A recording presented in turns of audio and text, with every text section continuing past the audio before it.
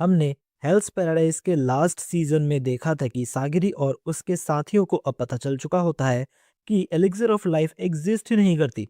और दूसरी तरफ टाओ का ज्यादा इस्तेमाल करने की वजह से गाबीमारू अपनी मेमोरी भी खो देता है, जिस वजह से उसे समझ में ही नहीं आ रहा होता है कि वो वहां पर कर क्या रहा है। फिर सीजन 2 के एपिसोड 1 के स्टार्टिंग में हम देखते हैं कि कुछ ऑफिशियल्स यामादा क्लैन के जिका से पैराडाइज आइलैंड के बारे में पूछ रहे होते हैं, क्योंकि वो वहां से सही सलामत वापस आ गया होता है। और हम देखते हैं कि वो किसी भी चीज को सीरियसली नहीं ले रहा होता, और वो उन ऑफिशियल्स से बोलता है कि शोगन के ऑर्डर्स फॉलो करते हुए जब वो लोग पैराडाइज आइलैंड जा रहे थे, तब आइलैंड पहुंचने से पहले ही कुछ क्रिमिनल्स आपस में लड़ने लगे, जिस वजह से जिस क्रिमिनल का वो इंचार्ज था, चौबे ने उसे पहले ही मार दिया। और आइलैंड पे पहुंचने के बाद जब वो वापस आने के बारे में सोच रहा था, तब सी करेंट्स ने उसे वापस नहीं आने दिया। तब वो लोग ये सुन के काफी ज्यादा हैरान हो जाते हैं और उससे पूछने लगते हैं कि जिस आइलैंड से 60 से भी ज्यादा लोग वापस नहीं आ सके, वहां से वो अकेला वापस कैसे आ गया। जिस पे जिका बोलता है कि उसे उसका मिशन कंप्लीट करने के लिए क्रिमिनल्स के घर वालों को भी उनके डेथ के बारे में बताना था, जिस वजह से वो किसी तरह से वहां से वापस आ गया। तब वो ऑफिशियल्स उसे सब कुछ सच सच बताने के लिए कहते हैं, पर जिका उन्हें कुछ भी नहीं बता रहा होता और उन्हें उस आइलैंड से दूर रहने के लिए कहता है। और वो कहने लगता है कि वो आइलैंड इस दुनिया का नहीं है, और जो भी उस आइलैंड पे जाने की कोशिश करेगा, या तो वो कोई बेवकूफ होगा या तो कोई बच्चा। जिस बात पर उन ऑफिशियल्स को गुस्सा आ जाता है, जिस पे वो लोग जिका को पूछते हैं कि क्या वो उन्हें और शोगन को बेवकूफ कह रहा है। तभी जिका का साथी उसकी गलती के लिए खुद ही माफी मांगने लगता है, पर फिर भी एक ऑफिशियल इस बात को नहीं मान रहा होता। पर तभी दूसरा बंदा उसे बताता है कि जिसने अभी उनके सामने सिर झुकाया हुआ है, वो काफी खतरनाक है, जिस वजह से वो लोग जिका की ये गलती को नजरअंदाज कर देते हैं। फिर वो ऑफिशियल्स शोगन के ऑर्डर्स के बारे में बताने लगते हैं। शोगन का ऑर्डर होता है कि यामादा क्लैन के लोगों को पैराडाइज आइलैंड जाके सब कुछ ऑब्जर्व करना होगा, और इसके लिए सुइटेबल लोगों को शोगन खुद चूज करेंगे। इसके बाद ये यामादा क्लैन के बंदे वापस जाने लगते हैं, एंड जिका बोलता है कि यामादा क्लैन के लोग शोगन के लिए बस एक इंस्ट्रूमेंट है, जिनकी लाइफ की कोई कीमत ही नहीं है। बट शोगन जिका को उसके बिहेवियर के लिए डांटने लगता है, पर जिका इसे भी मजे में ही ले रहा होता है। तो जैसे ही वो देखता है कि शोगन इतना ज्यादा सीरियस है, तो वो अपनी गलती के लिए उससे माफी मांगने लगता है। फिर शुगन बोलता है कि मैं इस वक्त आइजन की जगह पे इंचार्ज हूँ, और मैं नहीं चाहता कि उसकी एब्सेंस में सब कुछ बिगड़ जाए। जिस पे जीका बोलता है कि तुमने तो मुझे इम्प्रेस कर दिया, पर अब ये बताओ कि इस बार हम किन क्रिमिनल्स को ले जा रहे हैं। जिस पे शुगन बोलता है कि इस बार वो लोग इवाकुरा के शिनोबीस को भेज रहे हैं। जब वो लोग क्रिमिनल्स को सिलेक्ट कर रहे थे, तो इवाकुरा के मेंबर्स ने बाकी सभी क्रिमिनल्स को मार दिया, जिस वजह से शोगन ने उन्हीं 4 शिनोबीस को सिलेक्ट कर लिया। जिस पे इवाकुरा के चीफ ने भी हामी भर दी है, क्योंकि उस आइलैंड पे उनका कुछ इम्पोर्टेंट रह गया है। पर क्रिमिनल्स के ऊपर भरोसा करना सच में काफी ज्यादा घटिया बात है। और हाँ, जिका तुम भी इसमें साथ चल रहे हो, तो इसीलिए अब तैयारी कर लो। जिस पे जिका बोलता है कि बिल्कुल भी नहीं, मैं उस जगह पे फिर से वापस नहीं जाने वाला। फिर शुगन जिका से कहता है कि जिका, आइजन ने कहा था कि वो दूसरे दिन रिपोर्ट भेजेगा, पर आज तीसरा दिन है और अभी भी उससे कोई भी रिपोर्ट नहीं मिली है। मुझे अब वहां गए सभी के लिए चिंता हो रही है, जिस वजह से मैं उनके वापस आने का वेट नहीं कर सकता। तो इसीलिए अब हम लोग खुद आइलैंड पे जाके मिशन को जल्द से जल्द कंप्लीट करेंगे। तब एक बंदा जिका से पूछने लगता है कि वो उस चीज का क्या करे जो कि जिका अपने साथ लाया है।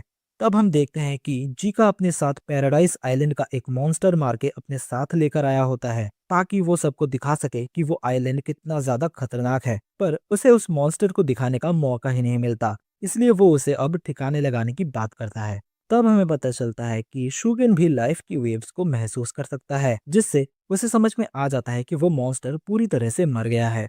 फिर शुगन बोलता है कि हम लोगों ने अपनी रिपोर्ट दे दी है, और प्लान के अकॉर्डिंग हम चारों ही उस आइलैंड पर जाएंगे और इस मिशन को जल्द से जल्द कंप्लीट करने की कोशिश करेंगे। फिर हमें रियन को दिखाया जाता है, और वो बोलता है कि टाओ एक तरह से लाइफ फोर्स ही है। सो इसीलिए अगर तुम टाओ यूज करते हो तो तुम्हारी लाइफ फोर्स भी यूज होती है, और अगर तुम बहुत ज्यादा क्वांटिटी में टाओ इस्तेमाल करते हो तो तुम्हारी बॉडी और सोल भी इफेक्ट होती है। तभी उसका केयरटेकर पूछने लगता है कि क्या बॉडी और सोल दो अलग अलग चीजें नहीं होती, जिसपे रियन उसे बताता है कि वो दोनों ही टाओ की ही फॉर्म्स होती है। तभी ताओफा वहां पर आ जाती है, जो कि रियन को ये सब बताने के लिए मना करती है, और वो बोलती है कि उसने वादा किया था कि वो वहां पर ये सब बातें नहीं करेगा। फिर हम देखते हैं कि उन्होंने वहां पार्टी वाला माहौल बनाया होता है, लेकिन वो एक उनके लिए ट्रेनिंग ग्राउंड होता है। फिर ताओफा उससे पूछने लगती है कि तुम्हें ये कैसा लगा, जिस पे रियन बोलता है कि ये तो काफी ज्यादा इम्प्रेसिव है। वाटर के ऊपर और नीचे एक्सरसाइज करने से और ब्रीदिंग को स्टडी करने से कोई भी अपने डोइन और थाइसोकू को ट्रेन कर सकता है, और म्यूजिक से मेडिटेशन बढ़ता है, जिससे कि शुएशु और शुएतिन ट्रेन होते हैं, और उस रूम में कोई भी ब्योचु jutsu पे फोकस कर सकता है। फिर एक दूसरा बंदा बोलने लगता है कि ये सब बकवास है, और मेरे हिसाब से यिंग और यांग ही सबसे बेस्ट है। जिस पे रियन बोलता है कि टाओ की प्रॉपर्टीज अलग अलग होती हैं, एंड अलग अलग लाइफ फॉर्म के लिए यही बेस्ट होता है, जिस वजह से दूसरों के साथ ज्वाइन करने से न्यू स्ट्रेंथ बाहर आती है, और ब्योचु jutsu यूज करने से जुको की एनर्जी बढ़ चुकी होती है। और ताओफा मुंह के बनाए हुए न्यू एलिक्सर को लेकर जुको को दे देती है, पर तभी वो नोटिस करती है कि वो उसमें एक ग्लोइंग स्टफ डालना भूल गई है, जिस वजह से वो जिन से उसके बारे में पूछने लगती है, पर जिन को खुद भी इसके बारे में नहीं पता होता। दूसरी तरफ हम देखते हैं कि सागिरी और उसके साथियों ने सैंटा को दफना दिया होता है, और फिर सागिरी सभी से कहने लगती है कि वो सब अभी टेंसेंस के कैसल में है, जिस वजह से उन्हें एक जगह पर नहीं रुकना चाहिए और यहाँ से बाहर निकल जाना चाहिए। तब सभी लोग इस बात पर एग्री कर देते हैं, और सागिरी उनके कपड़ों के बारे में कहने लगती है, क्योंकि सिर्फ उसी ने ही कपड़े चेंज नहीं करे होते। फिर वो बोलती है कि हमारा गोल गाबीमारू और बाकी सभी को ढूंढना है। गाबीमारू का टारगेट एलिक्सर ऑफ लाइफ है, जिस वजह से वो कैसल तक पहुंचने की कोशिश जरूर करेगा। तो मेरे हिसाब से हमारा गेट के बाहर मिलना ही सही रहेगा। तब यूजुरिहा कहती है कि क्या हमारा उनके साथ मिलना जरूरी है, और क्या इस टाइम हमें उस एलिक्सर के बारे में चिंता करनी भी चाहिए। इस टाइम यहाँ पर सिर्फ वो बड़े वाले मॉन्स्टर्स नहीं है, बल्कि टेंसेंस भी हैं, जो कि बहुत ज्यादा खतरनाक हैं और शायद इमॉर्टल भी। तो मुझे नहीं लगता कि ये मिशन अब मैटर भी करता है, इसीलिए अब हमारा इस आइलैंड से जल्द निकल जाना ही सही रहेगा। जिस पे सागिरी बोलती है कि नहीं, हम लोग उनसे जरूर मिलेंगे, और वो यूजुरिया से बोलती है कि तुम ऐसा इसलिए बिहेव कर रही हो क्योंकि तुम्हें पता चल चुका है कि यहाँ कोई भी एलिक्सर ऑफ लाइफ नहीं है, और तुम चाहती हो कि ज्यादा से ज्यादा यामादा क्लैन के लोग शोगन के सामने तुम्हारी ही साइड ले, क्योंकि तुम इस आइलैंड से खाली हाथ जाओगी। लेकिन चिंता मत करो, मैं भी यही चाहती हूँ कि हम लोग यहाँ से जिंदा बाहर निकले, पर इसके लिए हम सभी को एक दूसरे की मदद चाहिए होगी, जिसका मतलब है कि हम सभी को गाबीमारू से मिलना ही होगा। पर हाँ, इसकी कोई गारंटी नहीं है कि गाबीमारू यहाँ तक पहुंच ही जाएगा। जिस पे यूजुरिहा सागिरी से बोलती है कि मुझे लगता है कि गाबीमारू यहाँ तक पहुंच चुका है, क्योंकि गेट के पास एक ऐसा एरिया था जो कि जला हुआ था, और उसे लग रहा था कि सिर्फ गाबीमारू ही ऐसा कर सकता है। फिर यूजुरिहा सागिरी के गेट के बाहर मिलने वाले प्लान पे एग्री करती है, पर वो उससे पूछने लगती है कि जब वो गाबीमारू से मिलेगी तो वो उसे उसके वाइफ के बारे में क्या बोलेगी। तभी सीन शिफ्ट होता है, एंड हम देखते हैं कि गाबीमारू उसके साथियों के साथ टेंसन कैसल जा रहा होता है, और मई उन्हें रास्ता दिखा रही होती है। फिर गाबीमारू अपने मन में सोचने लगता है कि अब मैं क्या करूं, एज मेरी मेमोरी अब तक वापस भी नहीं आई है, और जो सब इन लोगों ने मुझे बताया है उस हिसाब से मेरा मिशन बहुत ही ज्यादा बेकार है। आखिरकार मैं इस मिशन पे आया ही क्यों हूँ? क्या मैं बस ऑर्डर्स को फॉलो कर रहा हूँ, या फिर यहाँ आने का कोई और रीजन भी है, और आखिरकार मुझे वो याद क्यों नहीं आ रहा है। फिर फूची गाबीमारू से इसका हालचाल पूछने लगता है, और गाबीमारू उसे बताता है कि सब कुछ ठीक है। और तभी उनके सामने चौबे और टोमा आ जाता है, जहाँ चौबे कहने लगता है कि वो लोग तो सेम ही टीम में हैं, और वो अचानक से गाबीमारू पे अटैक कर देता है। फूची कहता है कि उन्हें साथ में मिलकर लड़ना चाहिए, पर टोमा इसके लिए मना कर देता है। तब जैसे ही चौबे गाबीमारू पे अटैक करता है, वैसे ही गाबीमारू उसकी गर्दन को तोड़ के उसे मार देता है, और सबको बताता है कि साथ मिलकर लड़ना पॉइंटलेस है। तभी मेई गाबीमारू को बताती है कि चौबे की टाव बहुत ही ज्यादा बढ़ चुकी है, और हम देखते हैं कि वो मरा नहीं है, और वो गाबीमारू को उठा के जमीन पे पटक देता है, और वो बोलता है कि वो भी साथ मिलकर लड़ने में बिल्कुल भी इंटरेस्टेड नहीं है। तब ब्लेड ड्रैगन एंड फूची ये देख के हैरान होते हैं कि चौबे ने खुद को हील कर लिया होता है। फिर गाबीमारू अपने मन में सोचने लगता है कि इन लोगों ने मुझे कहा था कि इस आइलैंड पे इमॉर्टल मॉन्स्टर्स राज करते हैं, तो क्या ये लोग कल रात इसी के बारे में बात कर रहे थे? और अगर ऐसी बात है तो मुझे इसे पकड़ के इससे सारा इन्फॉर्मेशन निकालना होगा। फिर गाबीमारू चौबे पर अटैक कर देता है, पर वो गाबीमारू का पैर पकड़कर उसे नीचे पटक देता है। तब गाबीमारू ये डिसाइड करता है कि अब वो उसे पूरी तरह से तोड़ के ही रहेगा, जिस वजह से वो चौबे के ब्रेन पर टारगेट करने लगता है एंड उसकी आंखें फोड़ देता है। एंड चौबे भी गाबीमारू के मुंह पे लात मार देता है एंड गाबीमारू भी अपने मुंह से उसका पैर फाड़ देता है। और फिर चौबे इंस्टेंटली अपनी आंखों को भी हील कर लेता है। पर फिर गाबीमारू चौबे के हर एक वाइटल पॉइंट पे हमला करने लगता है, जिस वजह से उन्हें लड़ता हुआ देख के बाकी सभी को लग रहा होता है कि दो मॉन्स्टर्स आपस में लड़ रहे हैं। गाबीमारू फिर से अपने मन में सोचने लगता है कि ये भी बाकी सभी की तरह ही है, मुझे बस इस पे तब तक अटैक करते रहना है जब तक ये मूव करना बंद ना कर दे। पर तभी चौबे फिर से अपने आप को हील करने लगता है और लात मार के वहां की जमीन को तोड़ देता है। फिर चौबे गाबीमारू से बोलने लगता है कि तुम पहले मुझे स्ट्रांग लग रहे थे, जिस वजह से मैंने तुमसे थोड़ी मार खा ली, पर तुम तो काफी ज्यादा कमजोर निकले। और ये कहते ही वो गाबीमारू पे फिर से अटैक कर देता है। और हम देखते हैं कि जैसे ही गाबीमारू इन रिटर्न अटैक करने लगता है, चौबे को ऑलरेडी पता चल जाता है कि वो कहाँ पर अटैक करने वाला है, जिस वजह से वो उसे काउंटर कर लेता है और गाबीमारू फिर भी उसकी दो उंगलियों को काट लेता है। ये सब देख के ब्लेड ड्रैगन को भी लग रहा होता है कि गाबीमारू कमजोर हो चुका है, जिस वजह से वो मेई से पूछने लगता है कि क्या उसके बेहोश होने की वजह से वो कमजोर हो गया है, जिसपे मेई उसे बताती है कि गाबीमारू के टाओ के अंदर कुछ प्रॉब्लम है। फिर गाबीमारू खुद से ही बोलने लगता है कि चाहे मैं कितना भी फोकस कर दूं, पर मेरे मन में से ये फीलिंग नहीं जा रही है। फिर मेई बोलती है कि टाओ के लिए स्ट्रांग और वीक दोनों ही इंपॉर्टेंट है, पर गाबीमारू के अंदर स्ट्रांग का कोई सीड ही नहीं है, जिसका मतलब है कि वो अपने मेमोरी के साथ कुछ बहुत इंपॉर्टेंट खो चुका है, जो कि उसे स्ट्रांग बनाती थी। अभी तक गाबीमारू के अटैक से चौबे को कुछ भी नहीं हो रहा होता और वो टोमा से सभी को खत्म कर देने के लिए कहता है, जिससे फूची को पता चल जाता है कि टोमा और चौबे भाई भाई हैं। और टोमा सबसे पहले ब्लेड ड्रैगन के ऊपर ही अटैक कर देता है, क्योंकि उसे लग रहा था कि ब्लेड ड्रैगन के पास एक हाथ नहीं है तो उसे हराना आसान होगा। पर ब्लेड ड्रैगन अपने एक हाथ से ही उसके स्वॉर्ड को पकड़ लेता है और वो समझ जाता है कि टोमा उसे कमजोर समझ रहा है, जिससे ब्लेड ड्रैगन को बहुत ही ज्यादा गुस्सा आ जाता है और वो टोमा से उसका स्वॉर्ड छीन लेता है और उसके ऊपर एक हेडबट से अटैक कर देता है। और फिर वो टोमा को उसका स्वॉर्ड लौटा देता है एंड बोलता है कि अब वो उससे बिना किसी स्वॉर्ड के ही लड़ेगा, जिसपे फूची ब्लेड ड्रैगन को रोकने लगता है, बट वो उसे चुप रहने के लिए कहता है। तब टोमा को भी समझ में आ जाता है कि ब्लेड ड्रैगन काफी ज्यादा एक्सपीरियंस्ड है एंड वो उस पे अटैक करने के लिए प्लानिंग करने लगता है। और फिर वो ब्लेड ड्रैगन पे फिर से अटैक कर देता है, पर वो टोमा को एक मुक्का मार के ही रोक लेता है। और जैसे ही टोमा फिर से अपने स्वॉर्ड से अटैक करने की कोशिश करता है, वैसे ही ब्लेड ड्रैगन अपने पैर से उसके स्वॉर्ड को ब्लॉक कर देता है। तब ब्लेड ड्रैगन टोमा को बताता है कि उसके अंदर बहुत ज्यादा टैलेंट है, बट उसका एक्सपीरियंस अभी भी बहुत ज्यादा कम है। तब वो टोमा को मारना स्टार्ट कर देता है और फिर वो टोमा को देख के समझ आता है कि वो फाइटिंग के लिए अपने भाई पे डिपेंड करता है। टोमा फिर से ब्लेड ड्रैगन के साथ लड़ने को रेडी हो जाता है और टोमा डोची को फूची और मेई के ऊपर अटैक करने के लिए कह देता है, जो सुनते ही फूची भी लड़ने के लिए रेडी हो जाता है। हमें फिर गाबीमारू एंड चौबे का फाइट दिखाया जाता है एंड चौबे अपने मन में सोचने लगता है कि शायद मैं इसे हरा सकता हूँ।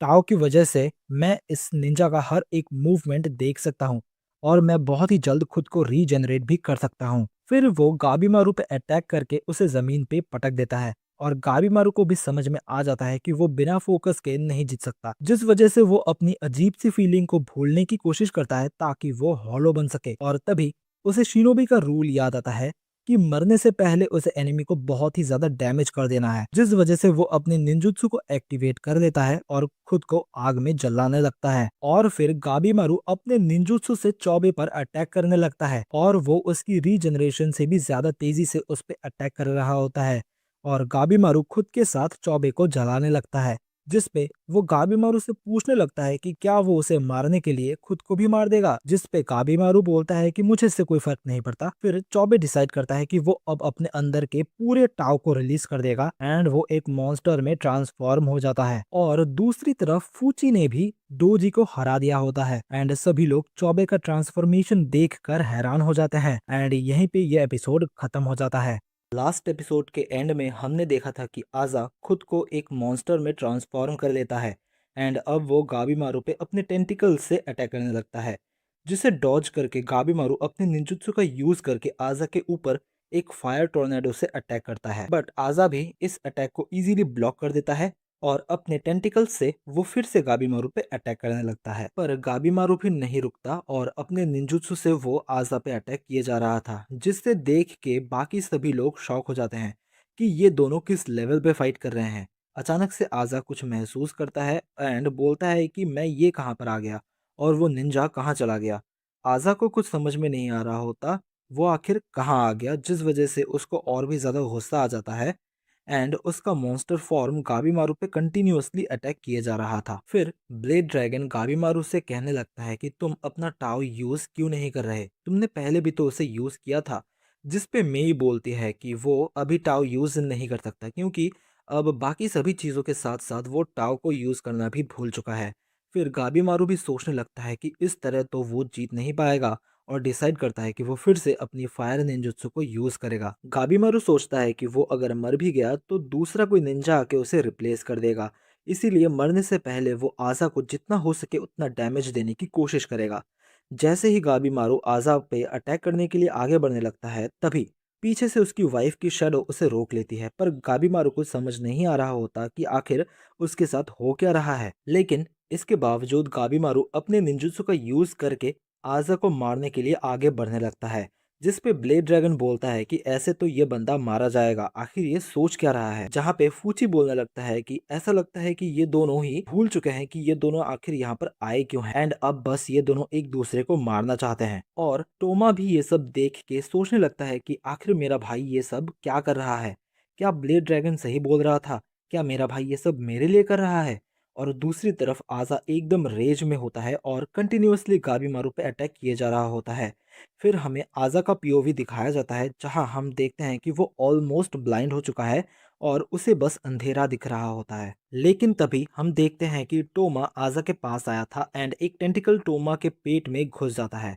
आज़ा बिना रियलाइज करे अपने भाई को मारने ही जा रहा था कि तभी टोमा बोलता है कि मुझे लग रहा था कि अब तक हम दोनों साथ में लड़ रहे थे, लेकिन आज तक तुम अकेले ही लड़ रहे थे क्योंकि मैं बहुत ही ज़्यादा कमज़ोर हूँ।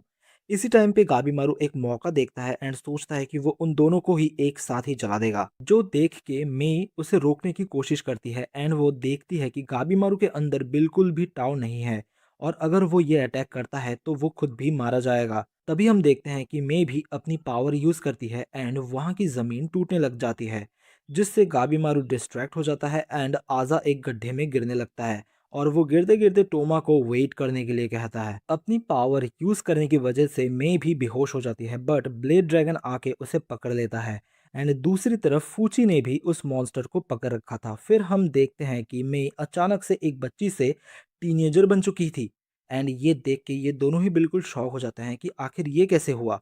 फिर सीन शिफ्ट होता है एंड हम सागिरी एंड उसका ग्रुप दिखाया जाता है, जिसने होको का सिर अपने हाथों में पकड़ रखा होता है। फिर शियोन बोलता है कि इस जगह से जो आवाज़ आ रही है वो मैंने इससे पहले कभी नहीं सुनी है, जिस पे उसे लगता है कि बाहर कोई तो है।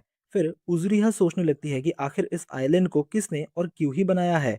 फिर होको सोचने लगता है कि ये एक एक्सपेरिमेंटल साइट है डिफरेंट लाइफ फॉर्म्स के लिए और इस आइलैंड पे कुछ तो गलत हो रहा है और अब ह्यूमंस ने टेंसेंस को भी मारना शुरू कर दिया है, जो कि इस आइलैंड को चेंज कर रहा है। फिर ये लोग गेट से बाहर निकलते हैं एंड सीन शिफ्ट होता है और हमें गाबीमारू का ग्रुप दिखाया जाता है, जहां फूची ने टोमा और डोशी को बांध रखा होता है और तामिया ने गाबीमारू को अपने हाथ में उठा रखा होता है। और इसके बाद ये दोनों ग्रुप आमने सामने आ जाते हैं एंड सभी लोग सोचने लगते हैं कि ये सब कहाँ से आ गए। फिर होको मेई से पूछने लगता है कि क्या तुमने अपनी पावर्स को यूज किया है, जो देख के फूची सोचने लगता है कि आखिर ये बात कैसे कर रहा है, ये तो सिर्फ एक सिर है, तो आखिरकार ये बात कैसे कर रहा है। फिर होको सभी को थैंक यू बोलता है मेई को सेफ रखने के लिए। फिर होको सोचने लगता है कि आखिर ये लोग कौन है जिसने एक टेंशन तक को मार दिया, वो पिछले 1000 सालों में ऐसे किसी इंसान से अब तक नहीं मिला। पर अब उसे ऐसा लगता है कि ये लोग मिलके इस आइलैंड को पूरी तरह से चेंज कर देंगे। फिर सभी लोग मिलके अब तक जो कुछ भी हुआ उस बारे में बात कर रहे होते हैं एंड शियोन बोलता है कि उन्हें जल्द से जल्द इस कैसल से दूर चले जाना चाहिए। बट सागिरी बताती है कि गाबीमारू और मे अभी चलने की हालत में नहीं है, यहाँ सागिरी भी मेई को देख के शॉक हो चुकी थी कि मेई एक बच्ची से अचानक एक टीनेजर बन चुकी है एंड वो मेई को गले से लगा लेती है। जहाँ शियोन अभी भी यही सोच रहा था कि सिर्फ 3 दिनों में ही इतने सारे लोग मारे जा चुके हैं, जिस पे तामिया बोलता है कि हम लोग पहले से ही एक दूसरे से लड़ रहे हैं, एक दूसरे को मारने की कोशिश कर रहे हैं, तो ऐसा तो होना ही था। और फिर वो बोलता है कि अब इस टोमा का क्या करना है, इसने तब से अब तक एक भी शब्द नहीं बोला है, तुम लोगों ने इसे जिंदा तो रखा है पर अगर चाहिए तो मैं ही इसे मार देता हूँ।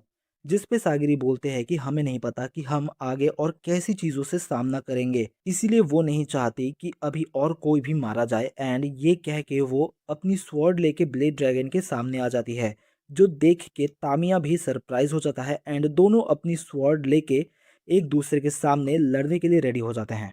फिर उज़ुरिया बोलती है कि क्या तुम लोग लड़ते ही रहोगे या गाबीमारू को भी देखोगे, ये तो शायद मरने ही वाला है। जिस पे सागरी बोलती है कि हाँ, हमें पहले गाबीमारू को ट्रीट करना पड़ेगा एज वो बेहोश हो चुका है। जिस पे तामिया बोलता है कि वो बेहोश नहीं हुआ है, तामिया ने ही उसे मार के सुला दिया है क्योंकि गाबीमारू बिल्कुल भी शांत नहीं हो रहा था और बस लड़ने की ही कोशिश कर रहा था। बट शियोन बोलता है कि फिर भी इस बंदे ने अपना काफी सारा टाव यूज कर लिया है एंड इसीलिए ये किसी भी मोमेंट पे मर सकता है। जिस पे फूची बोलता है कि उसने भी काफी कुछ करके सिर्फ गाबीमारू के वुंड्स को ही थोड़ा बहुत ठीक कर पाया है।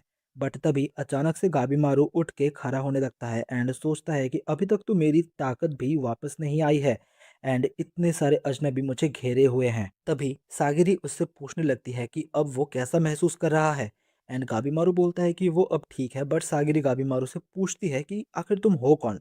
सभी लोग ये सुन के सरप्राइज हो जाते हैं एंड गाबीमारू बोलता है कि मैं तो गाबीमारू हूँ।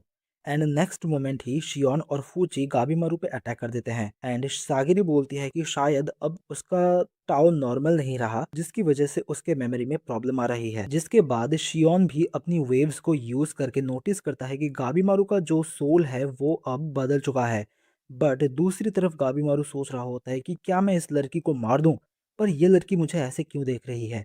पर फिर सागिरी आके गाबीमारू से पूछती है कि क्या तुम्हें याद भी है कि तुम यहाँ पर क्यों आए हो, पर टाओ तुम्हें ठीक कर सकता है, इसीलिए मुझे तुम्हारी मदद करने दो। पर गाबीमारू बार बार उससे दूर जा रहा होता है, इस वजह से सागिरी उसके ऊपर ही चढ़ जाती है एंड वो अपने टाओ को गाबीमारू तक ट्रांसफर कर रही होती है, जिससे गाबीमारू भी सोचने लगता है कि आखिर ये क्या हो रहा है, मेरी स्ट्रेंथ वापस आ रही है। फिर सीन शिफ्ट होता है एंड हम देखते हैं कि आजा पहाड़ों से नीचे गिरा है एंड वो खुद को हील करने लगता है। फिर आजा भी रियलाइज करता है कि उसके टाव ने उसके ऊपर कंट्रोल कर लिया था, पर आजा फिर भी खुश हो जाता है एंड सोचता है कि अगर उसने इस पावर को कंट्रोल कर लिया तो कोई भी उसे रोक नहीं पाएगा। फिर जैसे ही वो पीछे मुड़ के देखता है, बहुत सारे मॉन्स्टर्स वहां पे खड़े हुए होते हैं एंड उन्हें देख के आजा बोलता है कि अब तुम लोगों से लड़के ही मैं अपनी टाव की प्रैक्टिस करूंगा। फिर सीन शिफ्ट होता है एंड सभी लोग एक गुफा के अंदर पहुंच चुके होते हैं एंड शियोन बोलने लगता है कि कहीं टेंशन से यहाँ भी ना आ जाए। एंड फिर वो गाबीमारू से पूछता है कि गाबीमारू, तुम भी तो एक से लड़े थे। जिस पे गाबीमारू बोलता है कि हाँ, मैं गेट पे एक से लड़ा तो था। एंड सागरी ये देख के खुश हो रही थी कि गाबीमारू को अब धीरे धीरे सब कुछ याद आ रहा था। जिसके बाद उजरीहा बोलती है कि अब हम सबको इस आइलैंड से बाहर निकल जाना चाहिए। जिस पे गाबीमारू बोलता है कि वो एलिक्सर ऑफ लाइफ लेके ही वापस जाएगा ताकि वो फिर से अपनी वाइफ से मिल सके। जिस पे उजुरिया बोलती है कि क्या पता ये सब एक इल्यूजन हो जो कि तुम्हारे विलेज चीफ ने तुम्हारे दिमाग में क्रिएट किया है। बट गाबीमारू बोलता है कि ऐसा नहीं है, वो अपनी वाइफ को फील कर सकता है, वो इस चीज को एक्सप्लेन तो नहीं कर सकता है, पर उसे यकीन है कि उसकी वाइफ उसके लिए वेट कर रही है, इसीलिए उसे किसी भी हालत में यहाँ से एलिक्सर ऑफ लाइफ यहाँ से लेके ही जाना होगा। फिर उजरिहा इसे गाबीमारू की वीकनेस बोलती है, बट शियोन बोलता है कि उसकी वाइफ उसके लिए उसकी वीकनेस ही नहीं बल्कि उसकी स्ट्रेंथ भी है, जो कि उसकी टाव को देख के समझ में आता है। फिर सीन शिफ्ट होता है एंड हमें फिर से आजा को दिखाया जाता है, जहां उसने सभी मॉन्स्टर्स को हरा दिया होता है। एंड तभी वहां रियन भी आ जाता है एंड आजा से पूछता है कि क्या तुम ही हो जिसने मुदान को भी मार डाला। एंड यहीं पे ये एपिसोड खत्म हो जाता है। एपिसोड 3 के स्टार्टिंग में हम देखते हैं कि आजा के पीछे रियन आ जाता है एंड आजा से पूछता है कि क्या उसी ने मुदान को मारा है। बट आजा के कुछ बोलने से पहले ही रियन उसे मारने की कोशिश करता है, पर आजा भी खुद को हील कर लेता है एंड ये देख के रियन भी आजा में इंटरेस्ट दिखाता है। इसके बाद सीन शिफ्ट होता है एंड हम दोषी को देखते हैं जिसको कि फूची ने पकड़ रखा था। फूची पहले तो उस डोशी को डाइसेक्ट करके देखना चाहता था, पर अभी वो उसे छोड़ देता है। फिर सीन शिफ्ट होता है एंड हम देखते हैं कि सभी लोग मेई को लेके परेशान हो रहे थे, क्योंकि वो अभी भी रिकवर नहीं हो रही थी। सभी को ऐसा लग रहा था कि शायद उसके पावर यूज करने की वजह से वो ऐसी हो गई है। फिर हम देखते हैं कि यूजुरिहा को अभी भी डाउट है कि आखिर ये छोटी लड़की है कौन, जिस पे फूची बताता है कि ये काइंड ऑफ एक टेंशन है। फिर फूची बोलता है कि अभी मेरे पास ज़्यादा मटेरियल नहीं है, पर फिर भी मैं इसके लिए कोई दवाई बना देता हूँ, पर इसके बदले में मुझे टेंशन्स और तुम्हारे बारे में सब कुछ जानना है, क्योंकि मेरे एक फैमिली मेंबर की डेथ हुई है और मैं जानता हूँ कि ये सिचुएशन काफ़ी ज़्यादा सीरियस है। इसीलिए मैं जानना चाहता हूँ कि आखिर तुम लोग कौन और क्या हो और तुम लोगों को चाहिए क्या। फिर फूची सागिरी को भी अपने साथ मेडिसिन बनाने के लिए कहने लगता है एंड दूसरी तरफ गाबीमारू ने बाकी के लोगों को अपने पास बुला लिया होता है, जिस वजह से ब्लेड ड्रैगन इसका रीज़न पूछने लगता है, जिस पे गाबीमारू बोलता है कि मैं चाहता हूँ कि तुम लोग मेरी ट्रेनिंग में मदद करो। जो सुन के ब्लेड ड्रैगन को गुस्सा आ जाता है एंड वो गाबीमारू से बोलता है कि तुम्हारी इतनी हिम्मत कि तुम मुझे अपनी ट्रेनिंग के लिए यूज़ करो। और गाबीमारू टोमा को भी उस पर अटैक करने के लिए बोलता है, जिस पे यामाडा टोमा से बोलता है कि अगर तुमने इस सिचुएशन का फ़ायदा उठा के कुछ भी उल्टा सीधा करने की कोशिश करी तो मैं तुम्हें मार दूंगा। फिर ब्लेड ड्रैगन टोमा के हाथों के रस्सी को काट देता है और उसे अपनी स्वॉर्ड दे देता है। एंड अब सभी लोग गाबीमारू पे अटैक करने के लिए रेडी हो जाते हैं एंड टोमा अपनी फुल स्पीड से गाबीमारू पे अटैक कर देता है, बट गाबीमारू उसके अटैक्स को आसानी से डॉज कर रहा था एंड सोच रहा था कि मुझे इसके अटैक्स को देख के नहीं बल्कि अपनी टाव से महसूस करके डॉज करना होगा। फिर गाबीमारू अपनी टाव को यूज़ करके टोमा और ब्लेड ड्रैगन के अटैक से भी बच जाता है और वो अपनी टाव का यूज़ करके सभी से बड़ी ही आसानी से लड़ रहा था, जो देख के नुरुगाई बोलती है कि ऐसे तो गाबीमारू टेंसेंस को बहुत ही आसानी से हरा देगा। पर गाबीमारू बोलता है कि ये अभी भी काफ़ी नहीं है एंड गाबीमारू को देख के यामादा सोचने लगता है कि ये तो मेरी उम्मीद से भी ज़्यादा अच्छा है और शायद वो टेंसेंस को भी हरा पाए। पर क्या हम लोग एक क्रिमिनल पे भरोसा कर सकते हैं? फिर वो गाबीमारू से बोलता है कि उसने टाओ को ऑब्जर्व करके सीखा है कि टाओ के कई सारे टाइप्स होते हैं एंड उन्हीं डिफरेंट टाइप्स को यूज़ करके ही टेंसेंस को हराया जा सकता है। फिर दूसरी तरफ टोमा ब्लेड ड्रैगन के पास जाता है, जो देख के ब्लेड ड्रैगन को लगता है कि वो उससे लड़ने के लिए आया है। पर तभी टोमा उसके सामने झुक जाता है एंड ब्लेड ड्रैगन से उसे फाइटिंग सिखाने के लिए रिक्वेस्ट करने लगता है। पर ये सुन के ब्लेड ड्रैगन टोमा से पूछता है कि वो टोमा पे कैसे भरोसा करे। इसकी क्या गारंटी है कि वो उन लोगों को ही मारने की कोशिश नहीं करेगा।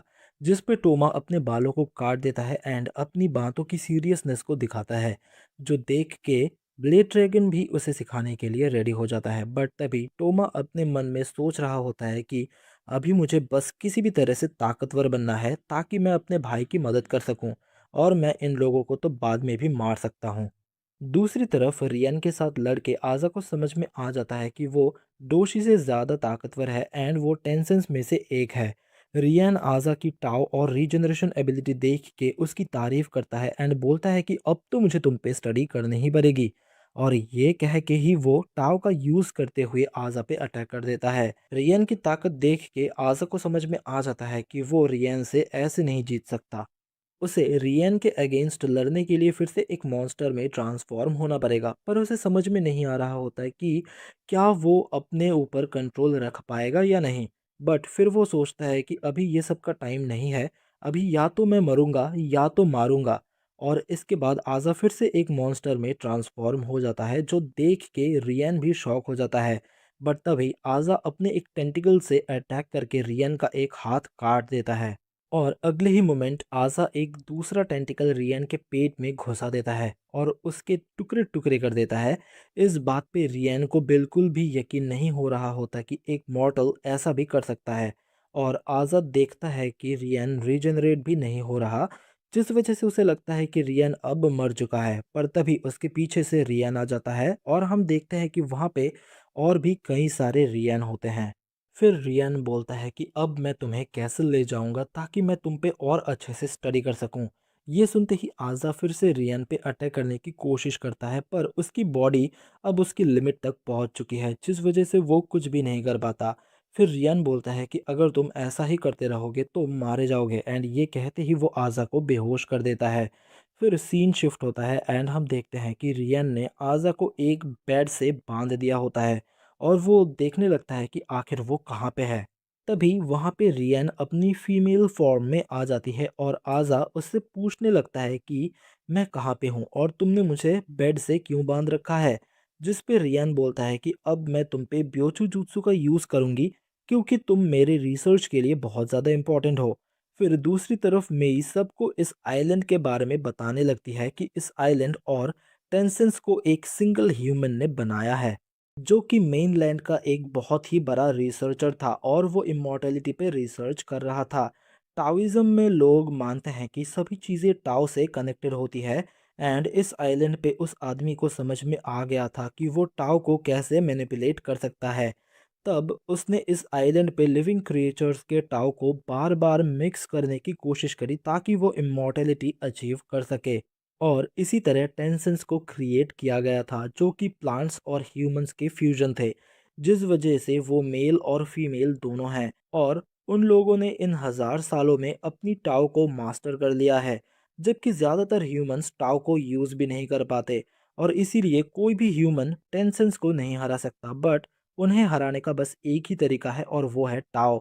ये सुन के यूज़ुरिहा पूछती है तो फिर ये लोग इस आइलैंड में कैद होके क्यों रह रहे हैं। जिस पे फूची बोलता है कि टेंसेंस यहाँ रह के एक ऐसी टेक्निक डेवलप करने की कोशिश कर रहे हैं जिससे कि वो लोग आसानी से इमॉर्टल बन सकें।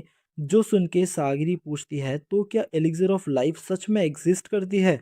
जिस पे फूची बोलता है कि नहीं, अभी नहीं, अभी वो डेवलपमेंट में है, बट उसका एक प्रोटोटाइप रेडी है जिसमें वो लोग ह्यूमंस की लाइफ को गैदर करते हैं और अपने टाव में एब्जॉर्ब कर लेते हैं, जिससे उनकी लाइफ स्पैन बढ़ जाती है। और इसी वजह से टेंसेंस इतने सालों से ज़िंदा हैं और उनकी टाव भी पक्का खुद से सस्टेन नहीं कर रही होगी, जिस वजह से अगर वो एक बार में ही बहुत सारा टाव खो देंगे तो वो लोग मर भी सकते हैं।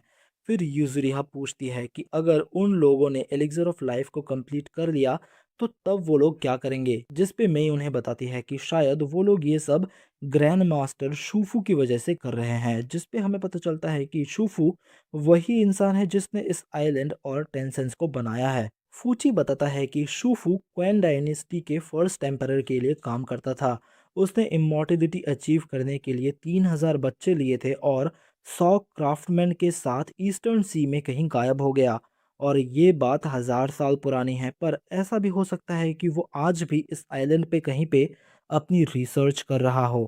ये सब बातें रियन ने भी आज़ा को बता दिया होता है और वो ये भी बताता है कि ये इमॉर्टलिटी पे रिसर्च करने का और इमॉर्टल्स को क्रिएट करने का एक गार्डन है। ये सब सुनने के बाद आज़ा पूछता है कि तुम इस आइलैंड पे मौजूद सभी लोगों को एलिक्सर ऑफ लाइफ में कन्वर्ट करना चाहते हो। जिस पे रियान बोलती है कि हम तो मेनलैंड के सभी लोगों को भी एलिक्सर में कन्वर्ट करना चाहते हैं और उसके लिए हमने एक प्लान भी बना लिया है, और अगर तुम हमारी मदद करते हो तो तुम भी हमें ज्वाइन कर सकते हो।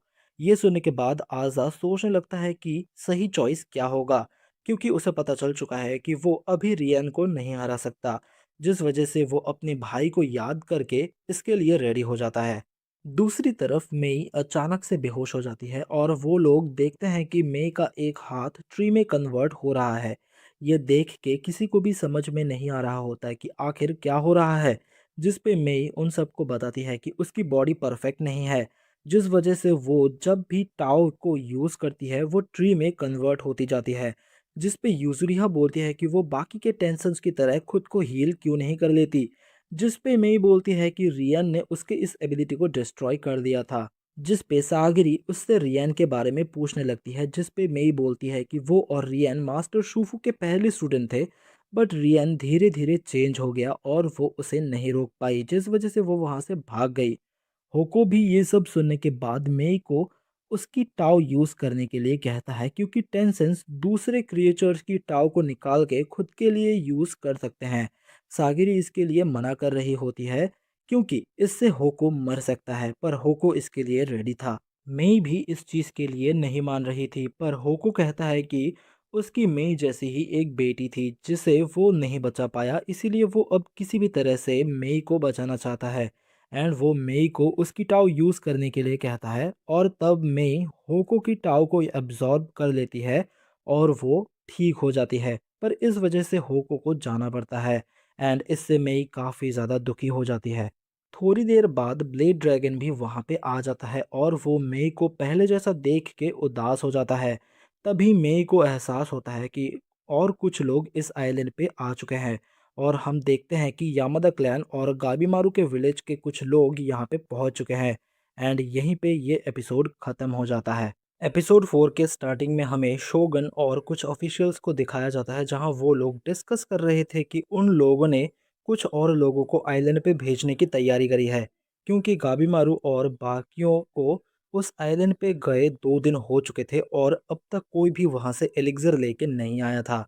इसलिए अब यामादा क्लैन के और 4 एग्जीक्यूशनर्स एंड इवागाकुरे के 50 निंजास उस आइलैंड पे जाने वाले थे और शोगन बोलता है कि अब तो ये लोग पक्का उस एलिक्सर को लेके ही आएंगे।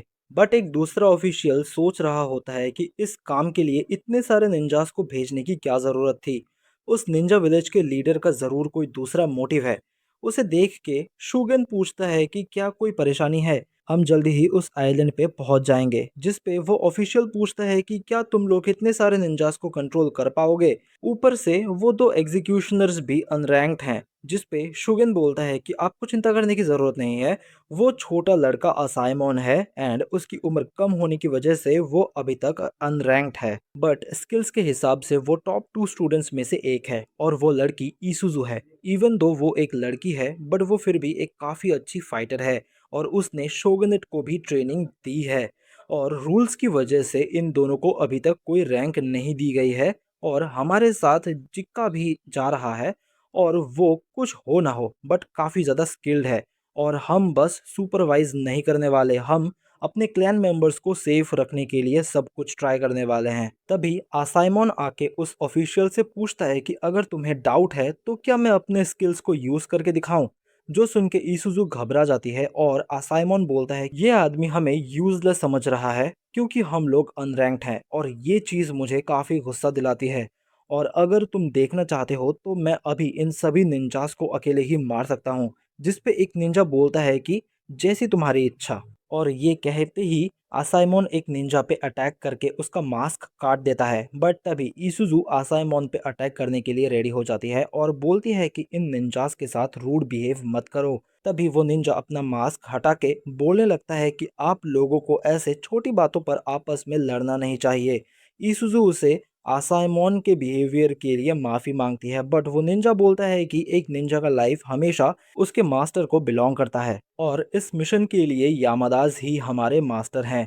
अगर आप लोग हमें डाउट कर रहे हैं तो हम में से किसी को भी आप सिलेक्ट करिए और उसे साथ ही साथ एग्जीक्यूट कर दिया जाएगा ताकि हम हमारी लॉयल्टी प्रूव कर सकें। और आसाइमोन उसी निंजा को ही सिलेक्ट कर लेता है। ये सुनते ही वो बोलता है कि ठीक है और गाना गाते हुए खुद ही अपने गले में एक स्वॉर्ड घुसा देता है। ये सीन देख के वहाँ पे मौजूद सभी लोग शॉक और साइलेंट हो जाते हैं। इसके बाद एक दूसरी निंजा बोलने लगती है कि हमारी खुद की कोई विल नहीं है और हम इसी में खुश हैं कि आप लोग हमें एक टूल की तरह यूज़ करें। इसलिए मैं आप लोगों से रिक्वेस्ट करती हूँ कि आप लोग हम पे ट्रस्ट करिए। ये सब देख के वो ऑफिशियल बोलता है कि बस बहुत हुआ और सभी लोग अपनी अपनी पोजीशन पे वापस जाओ। और ईसुजू उस निंजा से बोलने लगती है कि तुम लोगों का रिजॉल्व सच में काफ़ी ज़्यादा स्ट्रांग है। तभी हमें एक फ्लैशबैक दिखाया जाता है जहां इवागाकुरे का लीडर सभी निंजास से बोल रहा होता है कि इस मिशन को ज्वाइन करो और गाबीमारू को ख़त्म कर दो। मुझे नहीं लगा था कि वो लोग उसे उस आइलैंड पे भेज देंगे और मैं श्योर हूँ कि तुम लोग भी तब तक सेटिस्फाइड नहीं होगे जब तक गाबीमारू मारा नहीं जाएगा। इसलिए अपने लाइफ को यूज़ करो गाबीमारू को ख़त्म करने के लिए। फिर आसाइमोन शुगन से पूछता है कि क्या तुम सच में इन लोगों को ट्रस्ट कर सकते हो। जिस पे शुगन बोलता है कि मैं भी इन पे भरोसा नहीं करता, इसीलिए आइलैंड पे सिर्फ हम लोग ही एलिक्सर को ढूंढेंगे। आसाइमन बोलता है तो फिर उन क्रिमिनल्स का क्या जो उस आइलैंड पे हैं। शुगन बोलता है कि उन सभी क्रिमिनल्स को एग्जीक्यूट कर दो जो तुम्हें उस आइलैंड पे दिखे और मैं अपने क्लैन के हर एक मेंबर को इस आइलैंड से वापस लेके जाऊंगा। फिर सीन शिफ्ट होता है एंड हम देखते हैं कि सभी लोग अब उस आइलैंड पे पहुंच चुके हैं एंड जिक्का बोलता है कि न जाने और कितने लोग अब इस आइलैंड पे मरेंगे और मुझे नहीं लगता कि यहाँ से कोई भी जिंदा वापस जाएगा। तभी शुगेन के सामने एक मॉन्स्टर आ जाता है एंड दूसरी तरफ सभी लोगों को समझ में आ जाता है कि आइलैंड पे एक दूसरा एक्सपीडिशन ग्रुप आ चुका है और यामादा बोलता है कि ये मोस्ट प्रोबेबली शुगेन का ग्रुप है। जिस पे गाबीमारू पूछता है कि क्या ये शुगेन हमारा एलाय होगा। सागिरी बताती है कि हाँ, और वो सभी यामादाज में सबसे ज्यादा स्किल्ड और स्ट्रांग है। जिस पे ब्लेड ड्रैगन बोलता है कि उतना काफी नहीं है इस आइलैंड पे सरवाइव करने के लिए, टाओ को मास्टर करना जरूरी है। जो सुन के यामादा बोलता है कि मुझे लगता है कि शायद शूगन टाओ को यूज कर सकता है। जब भी हम साथ में ट्रेनिंग किया करते थे वो मेरे सिक्स्थ सेंस को फील कर पाता था। दूसरी तरफ हम देखते हैं कि शूगन भी टाओ को देख सकता है और वो ईसुजू को अपना स्वॉर्ड देते हुए बोलता है कि इसे तुम रखो। ये सुन के ईसुजू शॉक हो जाती है और पूछती है कि तो फिर तुम इस मॉन्स्टर से कैसे फाइट करने वाले हो। जिस पे शूगन बोलता है कि ये स्वॉर्ड मेरी प्राइड है। एज एन एग्जीक्यूशनर मैं इसे एक वाइल्ड बीस्ट को मारने के लिए यूज नहीं करूंगा। फिर वो उस मॉन्स्टर को एक लात मार के नीचे गिरा देता है और एक घूसा मार के उसका सिर ही उड़ा देता है। फिर दूसरी तरफ नुरुगाई बोलती है कि अगर शुगन सच में इतना ज्यादा स्ट्रांग है तो ये तो हमारे लिए काफी ज्यादा अच्छा है। बट यामादा इस बात पे बिल्कुल चुप रहता है। जो देख के नुरुगाई उससे पूछती है कि क्या कोई बात है। जिस पे यूजुरिहा बोलती है कि शायद मैं शुगेन को जानती हूँ और वो एक इंसिडेंट से रिलेटेड है। ब्लेड ड्रैगन पूछता है कि इंसिडेंट क्या उसने कोई बहुत बड़ी प्रॉब्लम क्रिएट करी थी। सागिरी बोलती है कि नहीं, उसे हम एक प्रॉब्लम तो नहीं बोल सकते। गाबीमारू पूछता है कि तो फिर वो क्या है। जिस पे सागिरी बोलती है कि जब सिल्वर सरपेंट क्लैन का लीडर पकड़ा गया था उसने अपने साथियों का लोकेशन बताने से मना कर दिया। तभी शुगन को बुलाया गया और उसने आते ही उस क्लैन के दूसरे कैप्चर्ड लोगों के सिर उसी के आंखों के सामने काटना शुरू कर दिया ताकि वो जल्दी से बोलना शुरू करे। इस सब से इम्प्रेस होके शोगन ने शोगन को स्पेशल अथॉरिटी दी जिससे शोगन का इन्फ्लुएंस बहुत ज़्यादा बढ़ गया।